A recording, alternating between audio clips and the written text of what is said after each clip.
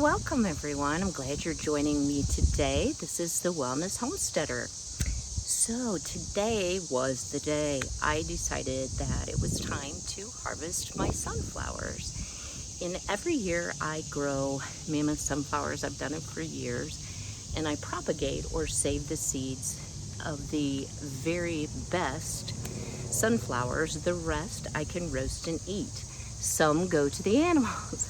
So I want to show you my pride and joy here. Okay, it's like bigger than my head, right?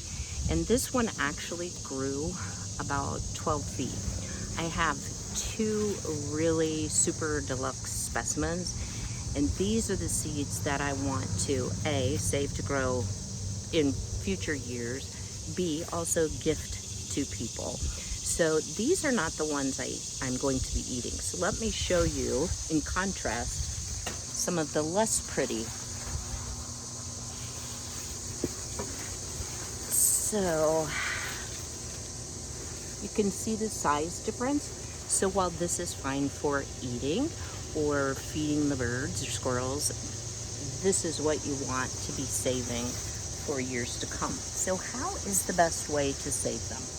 One thing about sunflowers to know is that it can invite wildlife to your gardening area. So this year I chose to plant these in the front of my house in the flower bed, and in my actual garden I planted, let's see if I can show you here, much smaller sunflowers. So yeah, that kind of kept the creatures and critters. But what I noticed is a squirrel will actually run up the sunflower stalk. When the weight knocks it over, then it can get to the seeds. So let's talk about the actual head and the best way to preserve it. So a lot of people think that this, and it still has some of the yellow on it, is the flower. But in actuality, each one of these little spots of yellow, those are the actual flowers. So there are hundreds of flowers that have been pollinated. So what you want to do is you want to knock off all of that yellow, and I'm making a mess that I'll have to sweep up, but that's okay. I should have done this in the yard.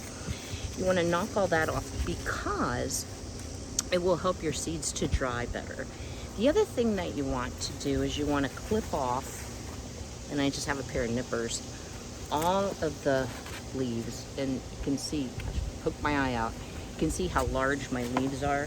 The reason you want to cut those off is because, again, it's another place for bugs, insects to hide, and you don't want to bring them indoors if that's where you're going to dry them, or in your shed or in your garage or in your barn. So you want to have a completely clean stalk. So I'm going to do one here,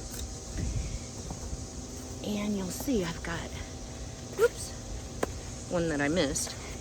I've got a nice long stalk. So what I will do is I will hang these upside down, and because of the size of this, I may end up just hanging one because this one is huge. I'm just going to use some baler twine, make a loop, hang them up, and allow them to dry upside down once I've removed all the rest of the flower pieces here. And then once they're dry, it becomes a really easy task to remove the actual seeds. Let me see if I can get a seed to show you. Yeah. So some of these are albino seeds, completely white. Some do have the gray stripe on them. You can kind of see in there that there's a variety. So I'm going to continue cutting all of these, and don't laugh, but last year I tried to hang them in the garage, and who knew, but mice got to them and they ate till they were full. Believe me, they ate until they were full. So this year I am going to get all of the greenery and the moisture off that I possibly can, make sure there's no insects hiding in the leaves, and then I am going to hang them from the canopy bed of my spare bedroom until they dry enough that I can actually harvest them. So stay tuned. I will show you a final picture when all of these have been cleaned and hung. All right, well, sometimes you have to go to plan B. I was going to hang my sunflowers to dry inside the house, but as I cleaned all of the little flowers, there were some bugs, and I decided I would rather risk losing some seeds to mice as to have bugs in the house. So this is one of my 2 canning storage shelves. And I thought, what a great way to hang it. And I can just, keep a really sharp eye out to see. Last year was the first year, or over winter was the first year I'd ever seen any signs of mice. So we're going to hope that they stay away from the sunflowers. So I hope you found this helpful.